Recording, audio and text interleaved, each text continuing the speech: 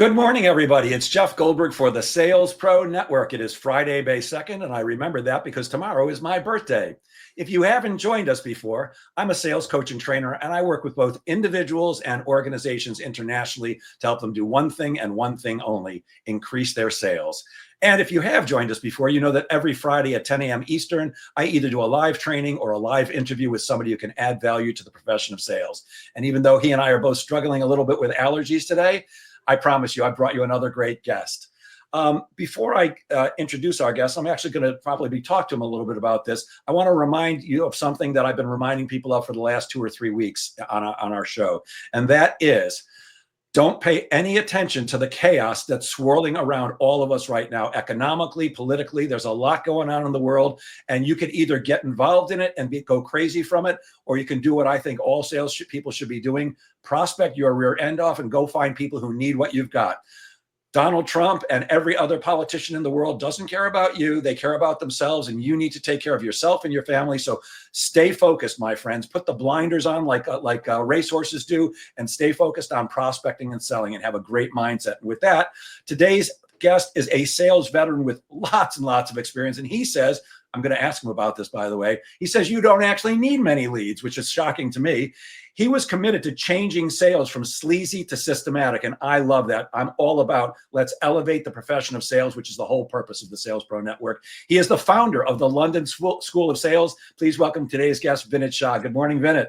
Hey, Jeff, thank you so much for having me, and great to be here. Thank you. I'm very excited to speak with you, Vinit. Vinit and I both have a person in common. The same person that trained me in how to be a sales coach and trainer also worked with Vinit. We both have the ultimate respect for our friend Steve Bookbinder, probably the world's greatest sales trainer and sales expert. But we try our best, right, Vinit? Yeah, absolutely. Absolutely. So, Vinit, before I get to the 1,000,001 questions I have for you, could you maybe give us the 2 to 3 minute version of your background? What brought you up to this point? Sure. So look, I'm a career sales guy, nearly 30 years in sales, family business, working through university, working in a call center. So inside sales, telesales, supporting clients in client service, customer service, working in manufacturing sales, then working service side. So I've sold physical products, I've sold intangible services. And I worked my way up the corporate ladder. I've done every role in sales. I understand the mindset of a salesperson. And after having spent nearly kind of 18 years working for other people, I just got bored. I just wasn't fulfilled. And my passion has always been to build a business. And at the grand age of 40, I decided that, look, it's now or never. So 8 years ago, I took the plunge and left corporate life. Didn't know what I wanted to do. All I knew is that I wanted to try and figure out a way of going alone and building a business. I started a small sales consultancy, and I went into businesses to help them solve sales problems: people, process, policy, technology, anything to do with sales. And that journey led me to founding London School of Sales. And London School of Sales exists to change the perception of sales from, as you said, sleazy to systematic. And it is all about actually what can we do to level up our profession, because I think that our profession is amazing. I think the work that we do is amazing. And like every industry, there are some bad eggs that give it a bad name. But to the most part, most salespeople want to do the right thing. They want to do it in the right way. And that's ultimately what I'm here to help them do. So. Got it. That's great. And for those of you who are either watching or listening, by the way, if you're with us live, if you have any questions for our guest, Vinit, please put them in the chat, and I will absolutely pass them along. And for those of you who are listening, you may have picked up an accent when he says London School of Sales. He's not talking about London, Connecticut. You're actually in London, England. Yes? Absolutely. Yeah. So what you talked a little bit about, why did you create the London School of Sales? So it's an interesting journey. In my experience of consulting, what I found was that even though I wanted to actually approach the challenges from a consulting perspective, every small business person I spoke to said, we have problems with training, we have problems with our team. And actually, it just became a barrier. So I founded the London School of Sales to actually create good quality sales training that was available on demand. The typical sales training that we are used to historically has been 1 or 2 day classroom sessions where we go there, we sit in a classroom, a sales trainer like Steve Bookbinder, like yourself, comes in, and actually we're immersed for those 2 days. The challenge with that system is that it's a big tick for the company. It's a big tick for the manager. We've delivered training, but it's probably not always the best thing for the salesperson, because the amount of information that they're able to retain from those 2 days is very, very limited. So I said, all right, so there must be a better way for us to do this. So I founded London School of Sales. Funnily, founded in 2019. We launched a week before the pandemic hit. So 13th of March, 2020 is when we pressed the button, we went live, and a week later we went into lockdown. But it's essentially the essence was all about what can we do to help salespeople internalize these topics at their own pace and have access to a database of resources whenever they want to just upskill or to refresh their understanding of sales topics. So, and you've got both online programs that people can access as well as doing live training, right? Yes. So now we do a combination of things. We have online programs. We have 52 e-learning courses, detailed, and all of them are actionable. But in addition to that, we supplement that with some face-to-face. But I generally tend to position the face-to-face. Actually, what is the purpose of the face-to-face? Are you kickstarting a transformation? Are you actually wanting to share lots of concepts and ideas in terms of the direction that the company wants to go in? That's a great way to use those 1 or 2 day sessions. But if it's just to solely focus on training, actually it's not going to work, especially if there's no process afterwards to embed and to reinforce. I push my clients. I ask those questions, because if they don't have that process, then I actually just say to them, look, what's the ROI for this? Because it's great work for me. I come in, I do 2 days, I leave, and guess what? At the end of the day, the team, are they going to move forward? You probably aren't going to get the results that you want. So if you really want to work, let's focus on building a plan that's going to be right for you and your team as well. Yes, I could not agree more.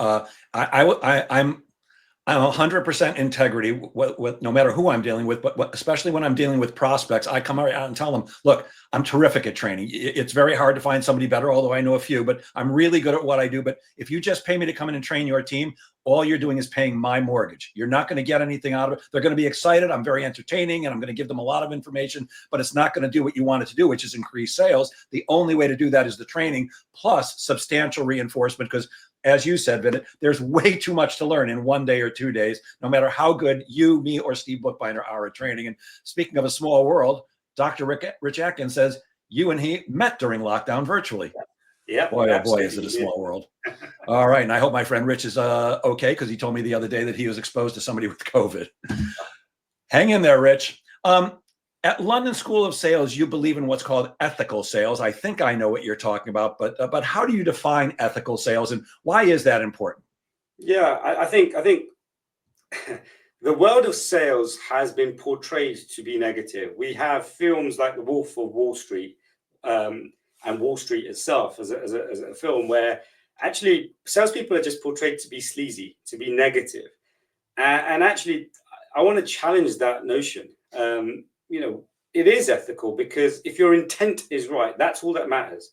You just alluded to it earlier. If you meet a prospect and actually the way that they look at what they want versus how you actually think they should approach it, it's good to talk about that, because sometimes clients don't know what they want. In fact, I think that most prospects I speak to have an idea of what they want, but they don't necessarily appreciate what that actually leads to.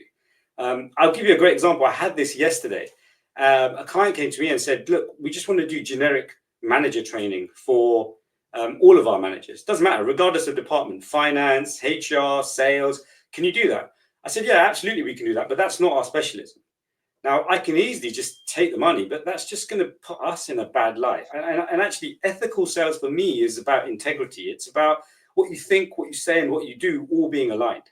And ultimately, I think that it's our responsibility to make sure that the next generation of those sales leaders, we train them in the right way, because if we do that, then guess what? The next generation of salespeople are going to think about sales in the right way as well. They're not going to see it as this sleazy industry that's like people are just pushing to get the sale. This is really about actually giving people that opportunity, the skill. Because I think the essence of sales for me is about solving problems. And if I can't solve a problem, but I know someone else who can, then, I'm happy to actually make that introduction, because it's about intent. It's about doing the right thing for your clients, for your prospects. Yeah, it's about serving them. I'm with you 1,000,000%.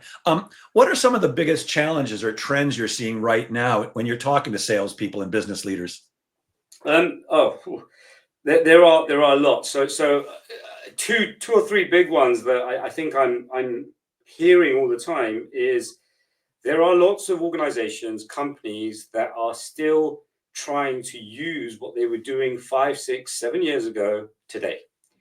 Sadly, those playbooks or those ways of working are not going to get you the results that you might have got 5, 6, 7 years ago. The world has changed, people have changed, behaviors have changed. And I think that you have to adapt, and you have to actually adapt extremely quickly. Because if you don't, you're not only kind of putting your business at risk, you're putting the people inside your business at risk as well, because they're going to get frustrated. They don't want to work in those old ways. They're going to get frustrated in terms of the conversations that they're having. So that for me is one big trend that I'm seeing. And I'm having conversations almost weekly with organizations that actually want to do a diagnostic, because they don't know where the misalignment is in their sales structure. Second trend, and this is an incredible statistic which I keep collecting and reviewing and reflecting on, but nearly 70% of businesses that I'm talking to don't have a sales process. Now, I know that sounds, to me, it sounds absolutely shocking. Or what they do is they say that, yeah, we've got our sales process in our CRM. That's not having a sales process. That's a series of stages that you move an opportunity through, but they don't necessarily understand the essence of what a sales process is, and how and why you need it. So that's another big trend. And the third thing is, I don't think that people actually realize how much buyers have evolved and changed in the last kind of 5, 6, 7 years. I'll share two statistics with you. It's 2/3 of buyers are actually doing their research before they engage a salesperson. So which means that actually the role of the salesperson has evolved. You can't actually, when you have that first conversation with the client, you can't treat that conversation in the same way that you were treating it 5, 6 years ago. It is now a completely different process. So I think that's something that you really need to pay attention to. And the second one is, several years ago, there was a piece about loyalty. Generally speaking, if you sold into a client, a customer, that customer would actually stay with you. And that customer would give you repeat business on a probably more prolonged basis. Now, that trend is now reversing. And it's reversing because change is now a lot easier for companies to manage. So the new age companies are actually proactively creating change mechanisms to make it easy to move from one provider to another. So if you wanted to move your CRM from Salesforce to HubSpot, as an example, HubSpot make it really easy to do that. And what this is doing is driving a completely different set of behaviors from companies that actually want to switch from an incumbent supplier to another supplier. So that loyalty percentage is actually dropping.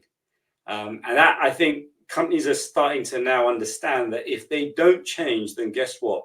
Clients aren't afraid to move anymore. They're happy to move, because they know ultimately the longer game, they've got to do it in their best interest. And the competition's out there beating down their door every day to take the business away from us.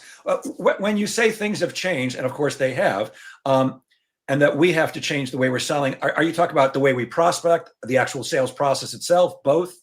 Yeah. Okay. So firstly, I think there's a tendency to think that this is our sales process. This is how we're going to manage the sale. And actually, I think we need to reframe that.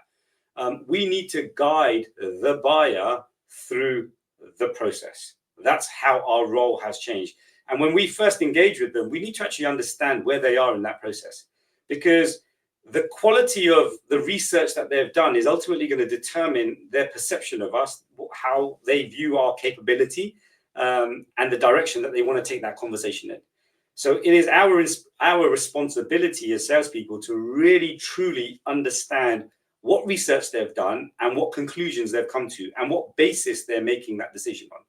What I'm also seeing is that actually the research that's being done now, we really need to understand where are they in their process, because too often they're still in research mode, but they're engaging with us but we think it's a sales conversation, or salespeople think it's actually an active sales conversation. So we need to actually qualify: are they actually in research mode, or have they done the research and now are they in engagement mode to actually understand more and move that process forward? So too often for me, salespeople don't know what that compelling reason to act is.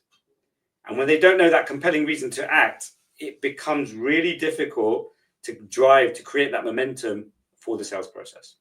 And isn't it really because they're just not asking the right questions? Yeah, They're doing old school, which is pitch, pitch, pitch. Let me tell you why why the London School of Sales is the best company in the world. Not that you would say that, of course, but I mean, exactly. Nail on the head, right?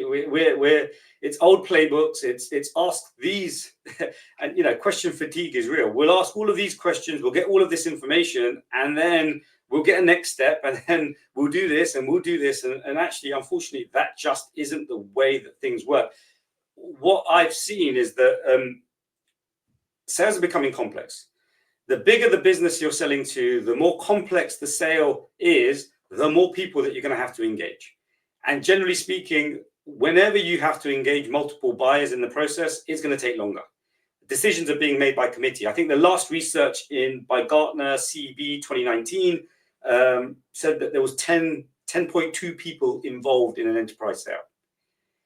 Right now, that number is only getting bigger, and there's lots of reasons for that. But it just tells you that it's going to take longer. It's going to be more complex, which means that you need to adapt your processes and how you're going to cope with selling into those types of organizations. Sales, look, I always say sales is not an easy gig. I often say it beats digging ditches in the hot sun, which I wouldn't know because I've never dug ditches in the hot sun, but it's not an easy gig. In your opinion, what's the most difficult role in sales? So look, there's two. And there's two for two very different reasons, depending on the type of organization you're working in. I think prospecting is really, really difficult. And actually, research of salespeople, 42% of salespeople think that prospecting is really, really hard. But it's only hard, I believe, in organizations where infrastructure hasn't been set up. And actually, the tendency is where you're asking salespeople to just go and fish cold. That's what makes it difficult, because more often than not, the profile of that type of person that can do that can really go and find those opportunities is really rare. And generally speaking, most salespeople, most personalities are not suited to that work. So they might try it, they might have a really bad experience, and that's why they don't succeed at that initial kind of hunting phase. So that's one thing that I think is really, really hard. But for me, the hardest role in sales is sales management. I'm going to use pardon my expression, but I sometimes refer to it as the shit sandwich. It's the pressure cooker.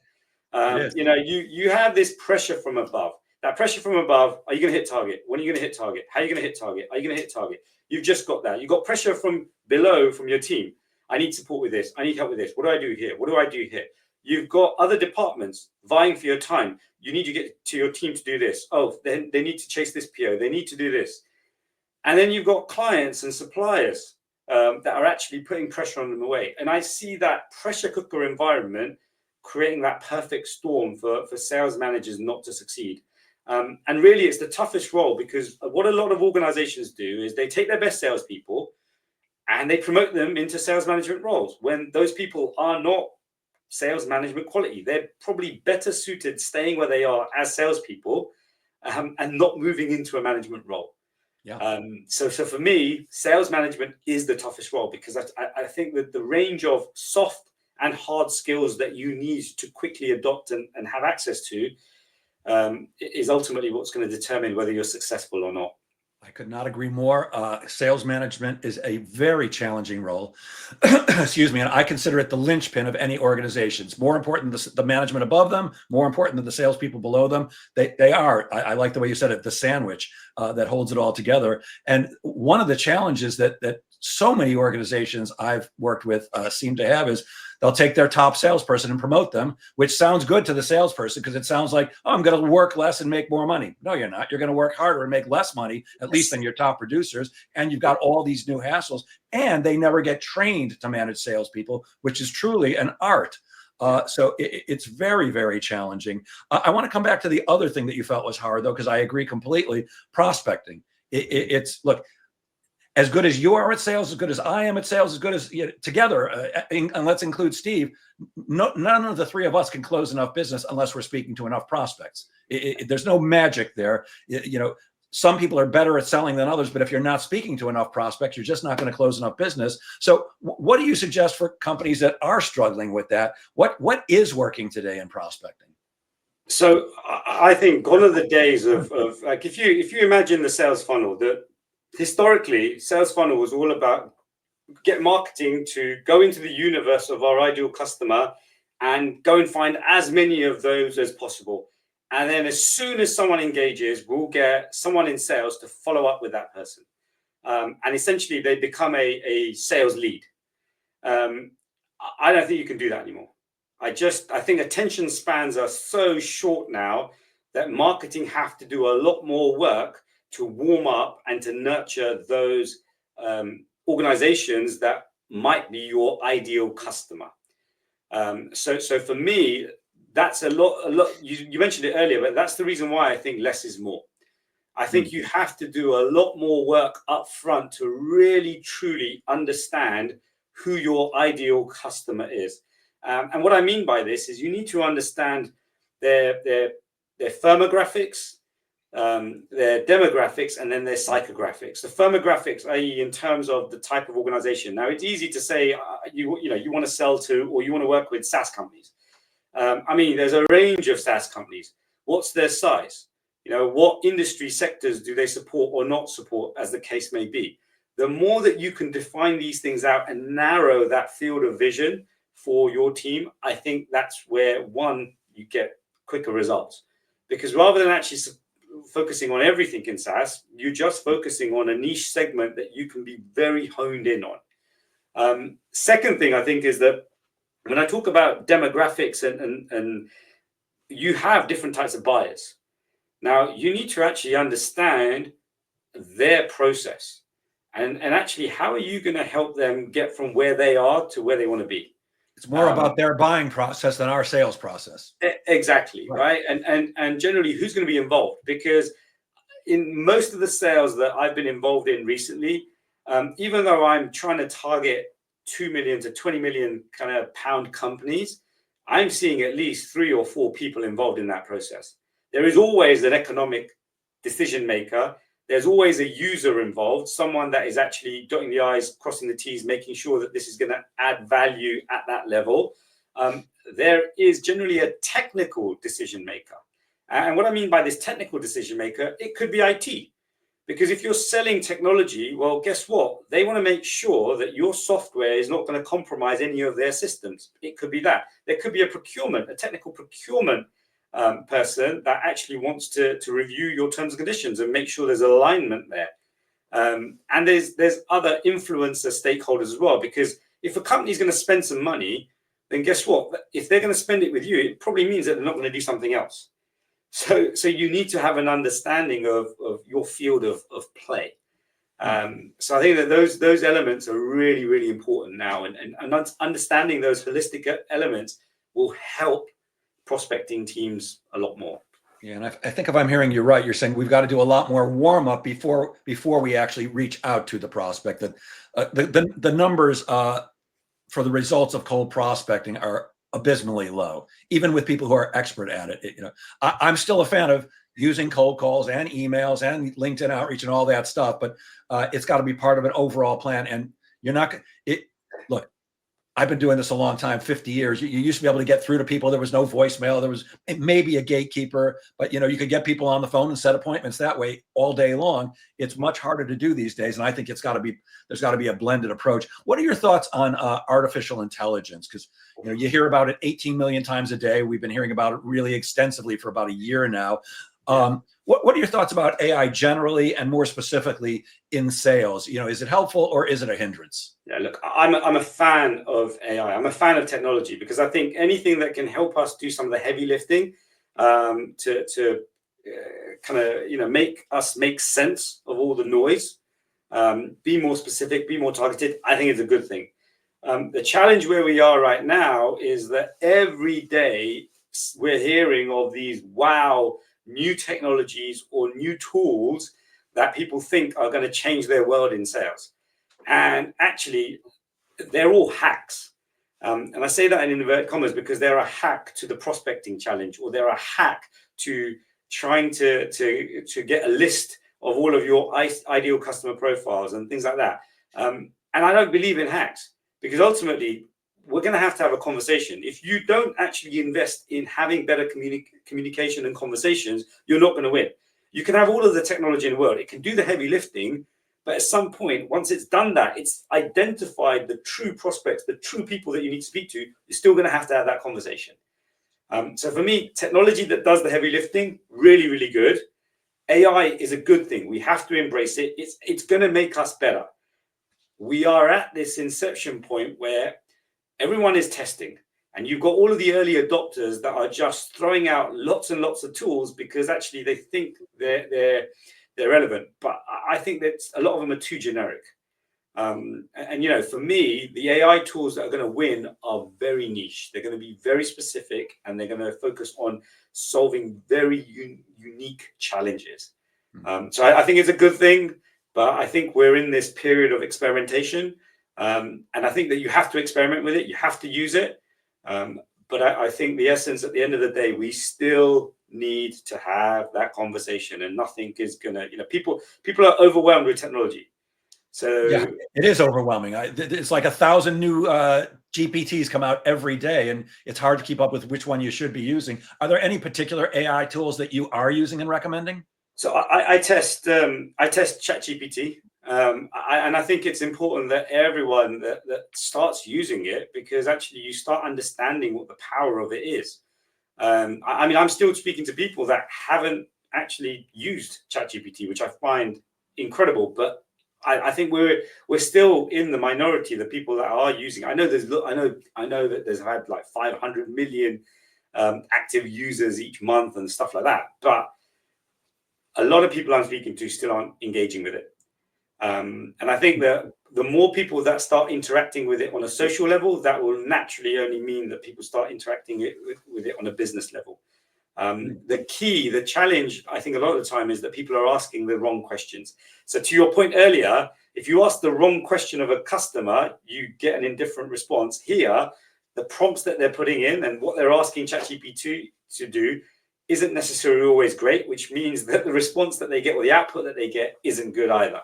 Yeah. So that there is a lot of work that needs to be done in terms of actually understanding what a good prompt or what a good question looks like. Yes, we need to become good prompt engineers. I've taken kind of a deep dive in the last maybe 6 or 8 weeks into AI, and that's exactly what I found out. Like you've heard, garbage in, garbage out. Well, the more specific you are in giving your instructions to ChatGPT or whatever one you're using, the better the results are going to be. And speaking of that, there's a lot of conversation, especially in upper management, about remote working versus being in the office. Do you have any feelings about that? Yeah, look, I mean, when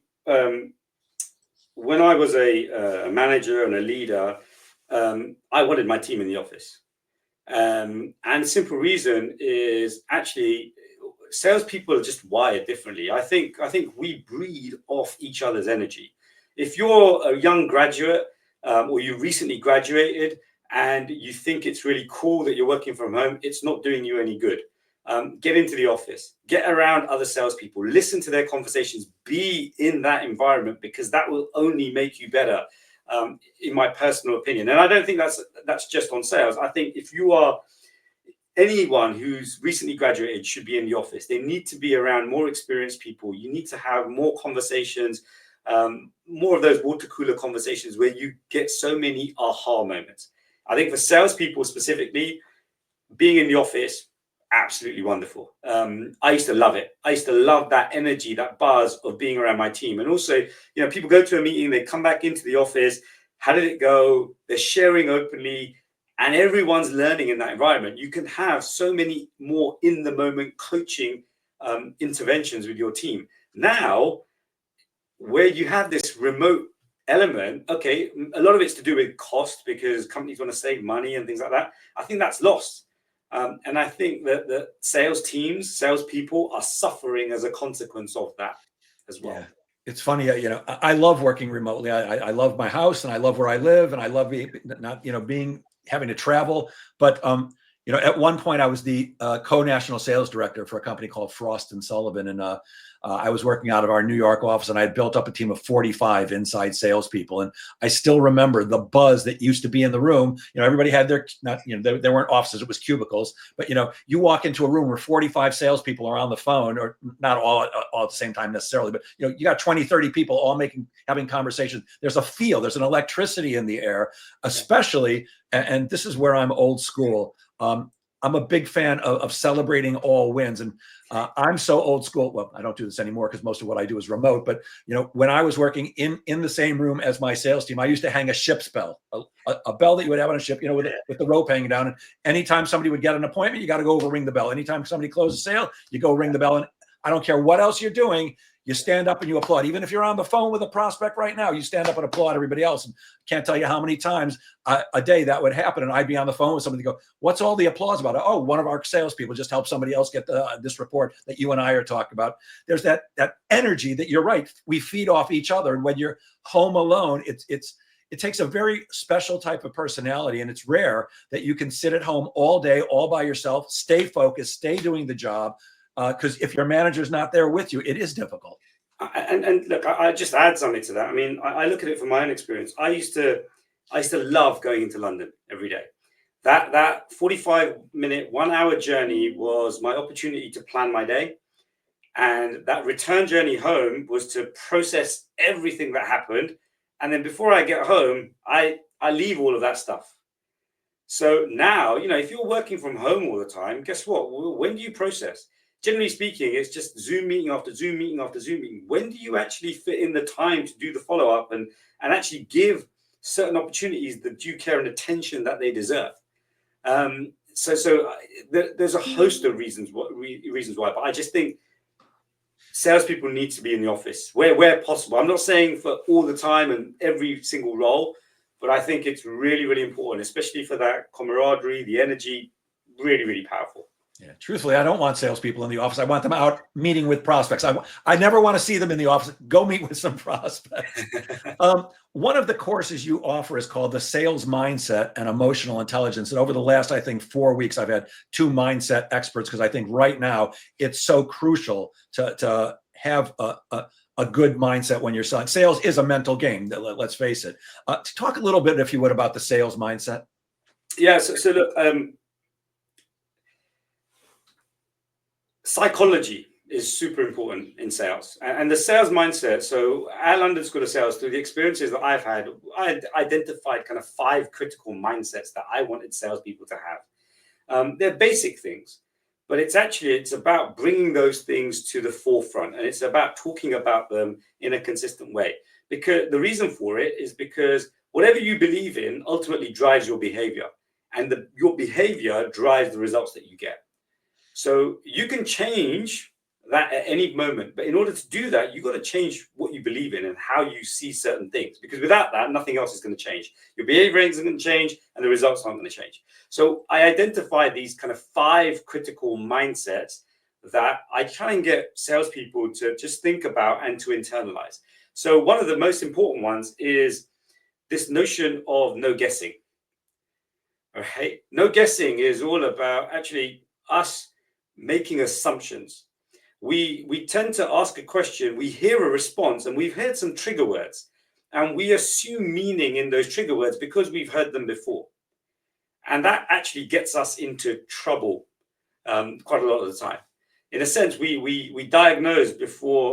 prescribe before we've actually diagnosed the root cause of the issue. So that's an example. We're doing cookie cutter is what you're saying. instead of Exactly, right? We kind of shortcut the system. Say, I've heard all of that before. Yeah, you need X. And rather than actually doing the due diligence and going through that process, we just try and, as you say, cookie cutter approach. Another one is this notion of value. Actually, the essence of sales for me is about mutual value. And sales, it's like negotiation. It's a win-win. Well, sorry, negotiation is a win-win. Sales is about win-win as well. It's got to be right for them. It's got to be right for us. The worst thing that you can do is bring the wrong type of client on board, because the amount of time, energy, and effort it will take to manage them is ridiculous. So value is so important in this process.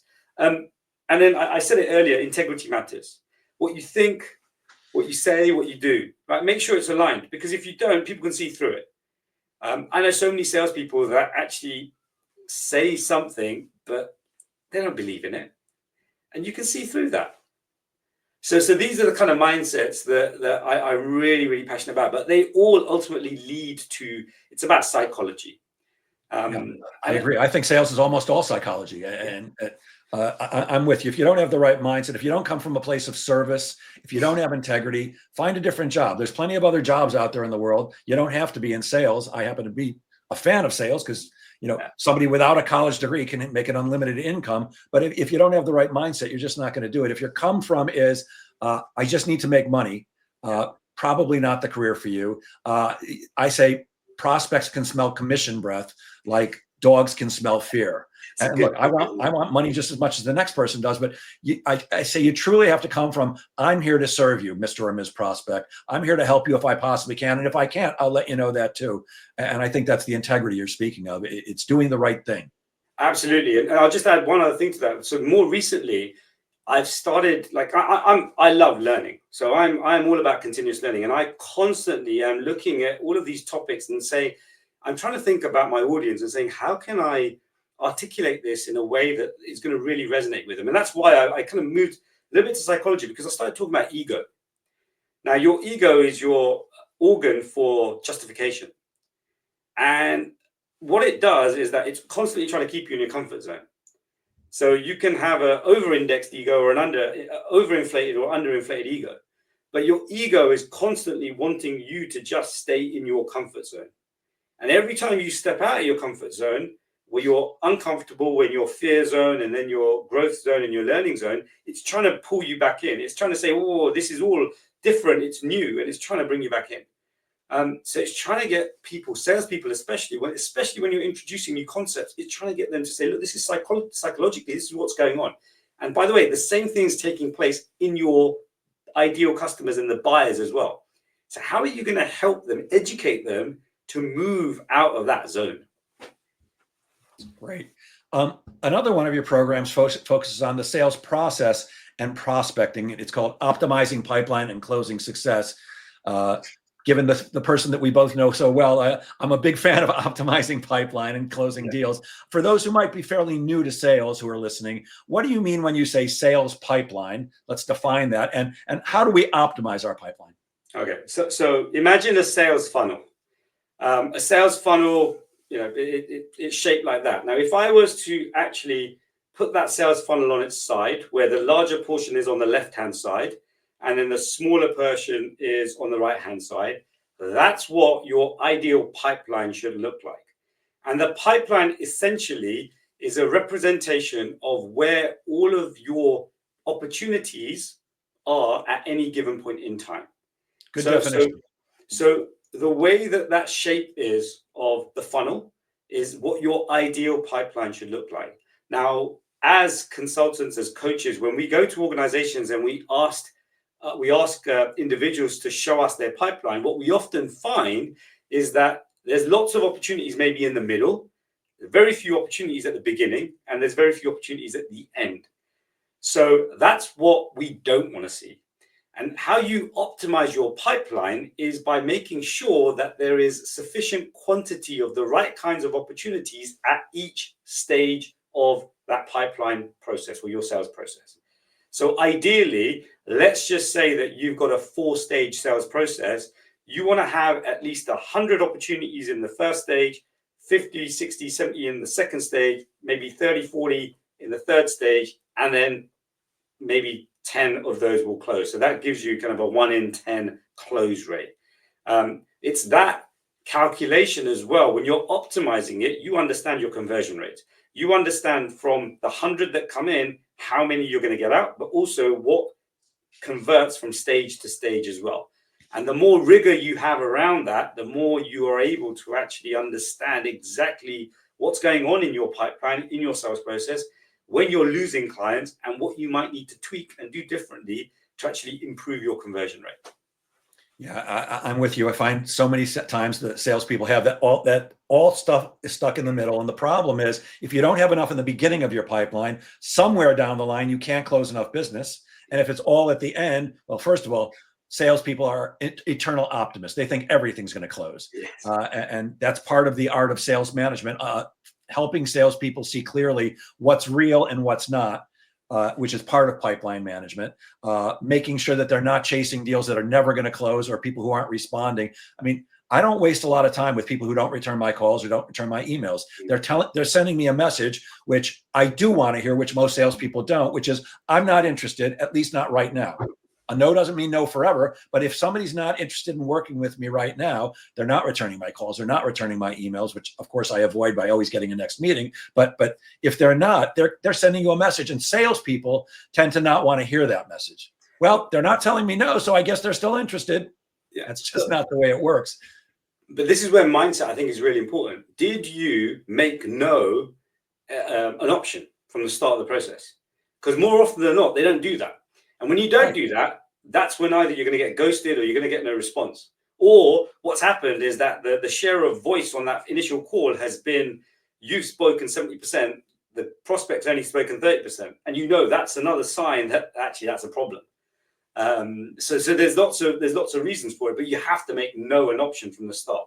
Not only do I think you should make no an option, I think you should make it easy for people to say no. I make it very easy for people to work with me. Very easy to say yes. I make it just as easy to say no. And I'm not there to fight with anybody. I'm not saying that when somebody gives me objection, I don't have a rebuttal for it, but I'm not going to spend days and days and weeks fighting with people. I'm looking for people who raise their hand and are interested, engage in a good conversation with me, and who want to work with me, and who I want to work with also, by the way. I think that's important for salespeople to understand. You don't necessarily want every piece of business. You want business where you're good for them and they're good for you. But I'm listening for the no all the time, and I'm good with no. I often say, Vinit, if yes is my favorite word in sales, no is my second favorite, and it's a very, very close second. Yeah. Everything else, however, sucks.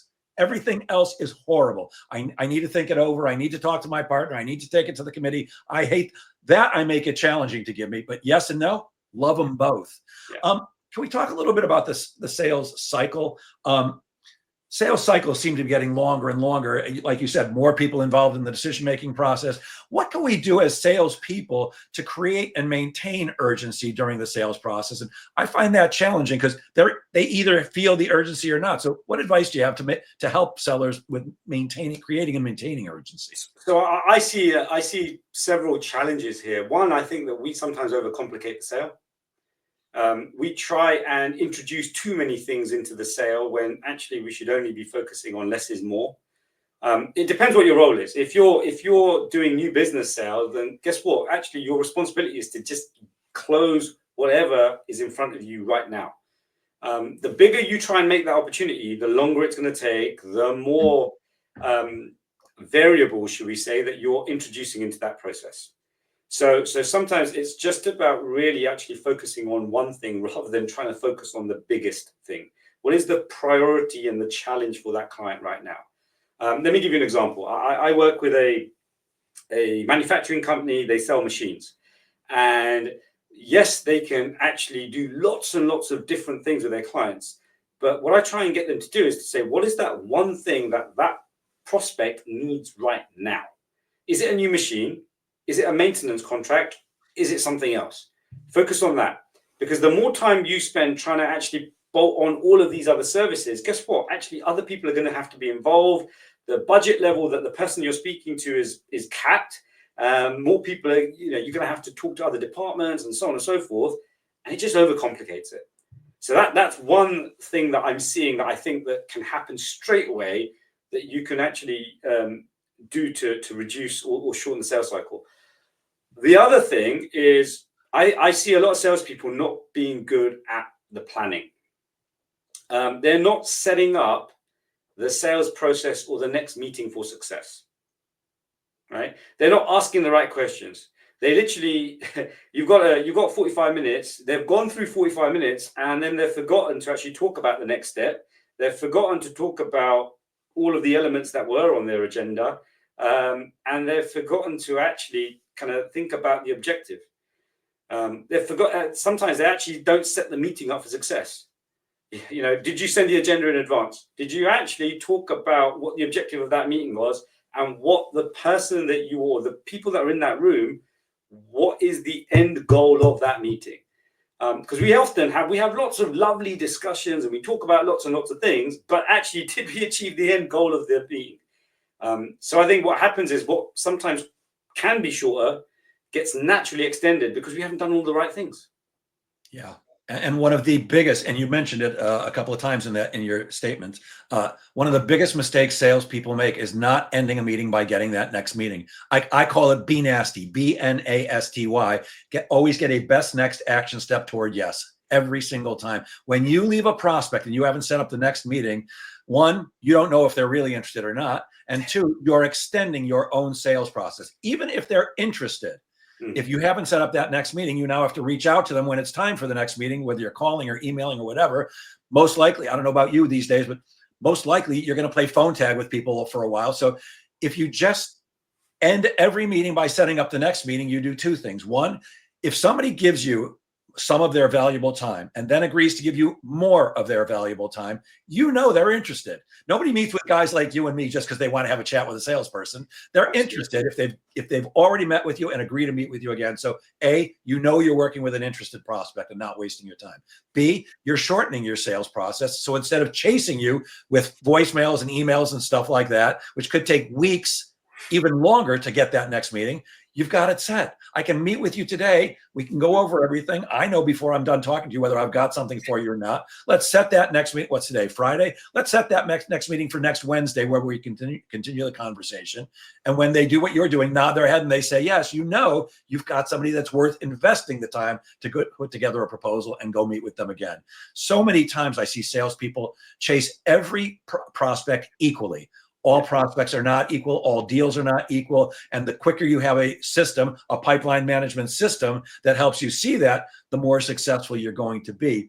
I find that many salespeople do really, really well, sometimes good or even great at presenting, but they often fall apart at two main points in the sales process. The first one is when it comes to time to tell them their price, discussing money. I find salespeople often do a great job up until that point, but they get very nervous when it comes, well, here's how much we charge and whatever words they're going to say that with. So that's the first one that I find is a stumbling block. And the other one is actually handling objections. What are your suggestions for how do you handle the price discussion? Okay, price. One, you mentioned it there. I don't refer to it as price; it's investment. Of course, right? And of course, it is. If you have set the meeting up in the right way, this is your solution for your challenge. And I think, generally speaking, with price, you have a price conversation at 2 points. One, you have it at early stage when you are in that discovery phase and you're setting everything up. Because you want to make sure that actually you're talking to the right prospect that has the requisite budget range and can afford your services. So that's first thing. You've got to set that up, because if you don't qualify that earlier, it only becomes an issue later on. So qualify that. And you can waste a lot of time. Exactly, right? So qualify that up front. Our services, company like yours, typically will pay between $50,000 and $100,000. That's it. Qualify that. If the client says, "Oh, actually, no, you know what? We weren't expecting that." Well, okay, what were you expecting? Maybe we've misinterpreted the brief. Let's review that.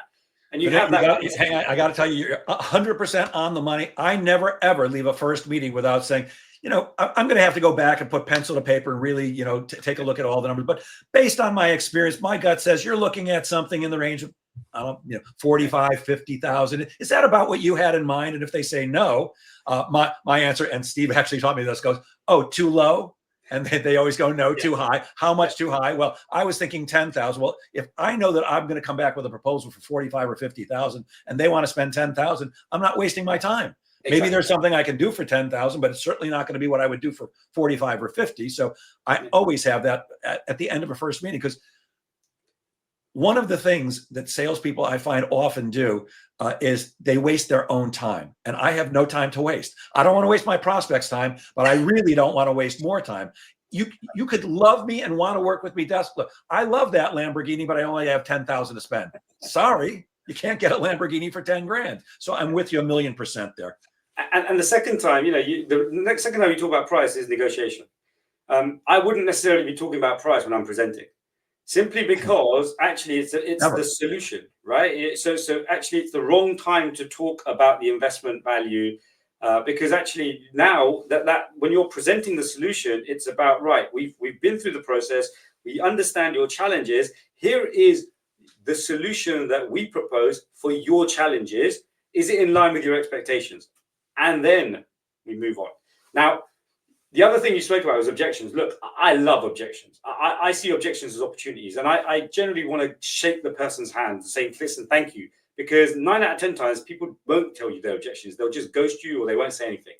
So when people do raise an objection, I'm really thankful that they did. Because clearly, either I have misinterpreted something or I haven't articulated myself well enough. So they are really giving me a second chance to be able to actually share more information with them. So I see objections as an opportunity. One, so that I can understand whatever it is that might have been misunderstood. And two, I can then relay new information that might be more relevant and pertinent to whatever that objection was.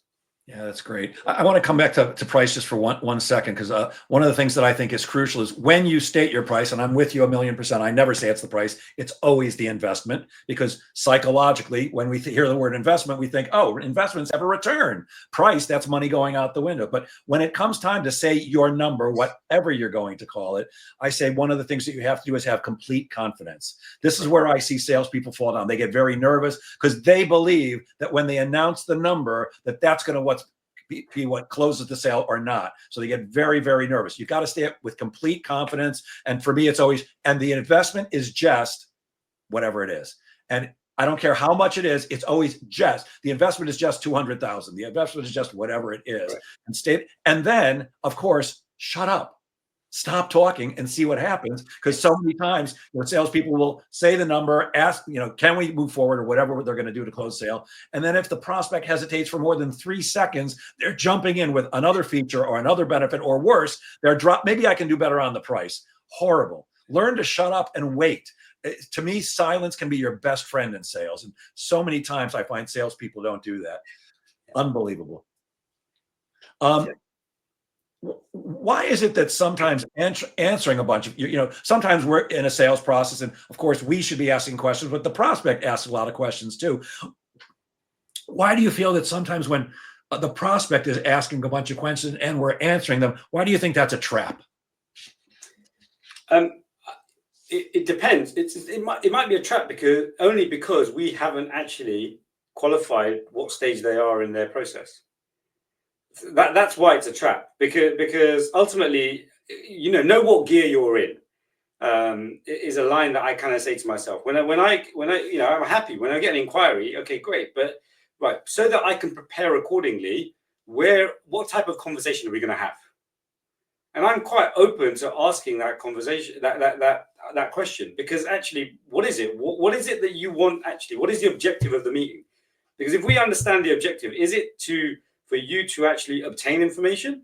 Is it for us to actually have a sales conversation about some specific challenges that you have? So know what gear you're in.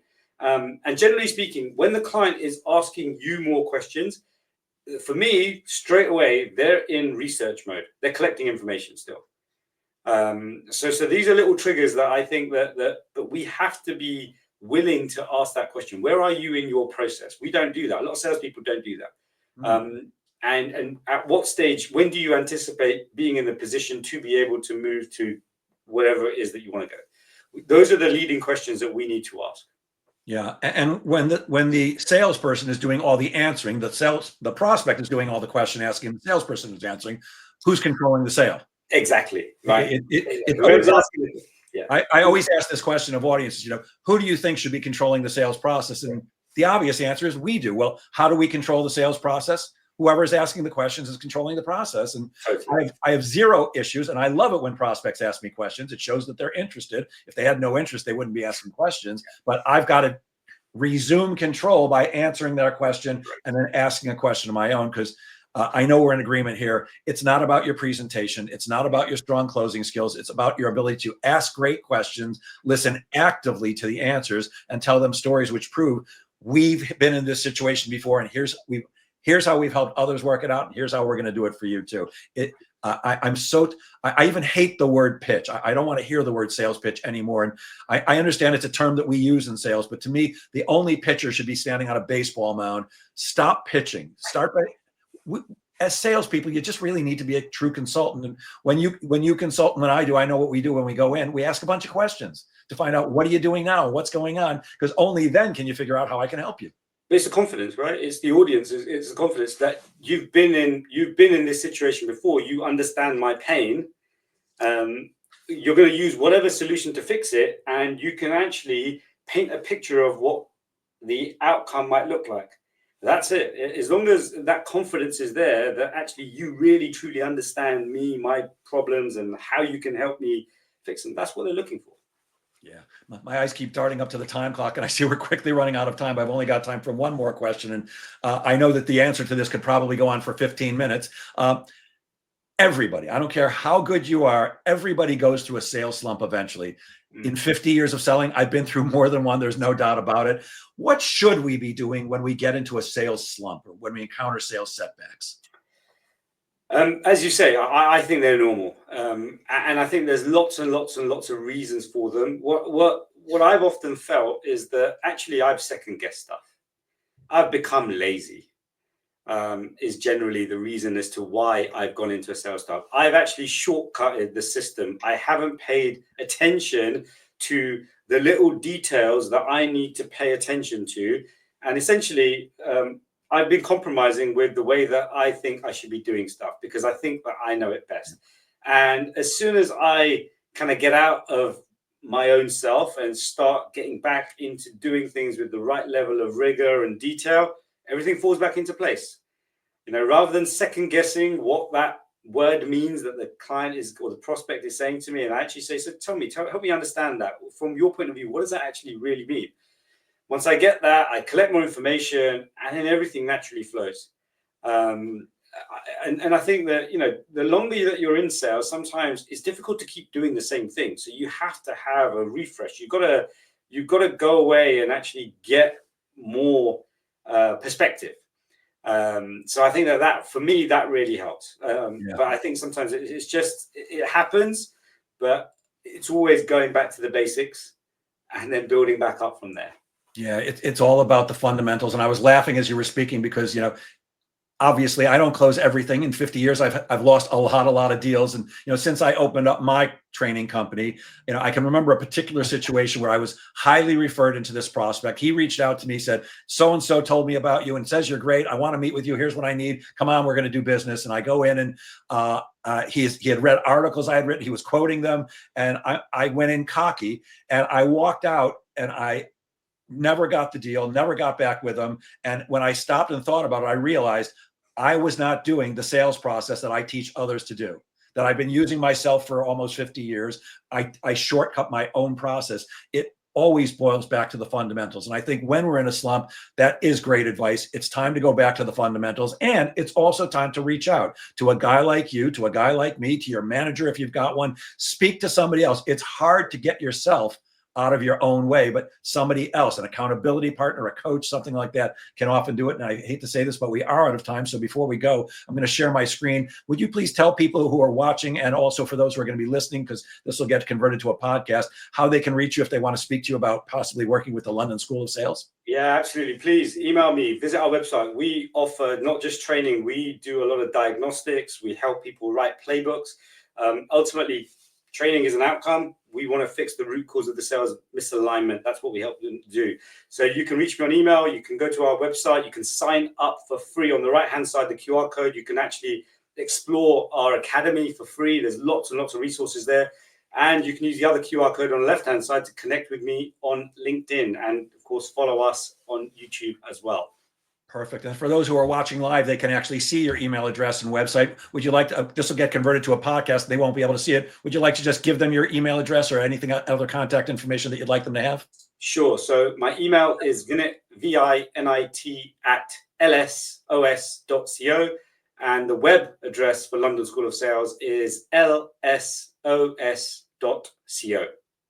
Perfect. Vinit Shah, we are out of time. Thank you so much for sharing your brilliance so generously. I truly appreciate it. And I will end as I always do. Gang, please remember, sales is a game of making things happen. Get out there and make sales happen. Have a great weekend, everybody. Have a great weekend, Vinit. Thanks a lot.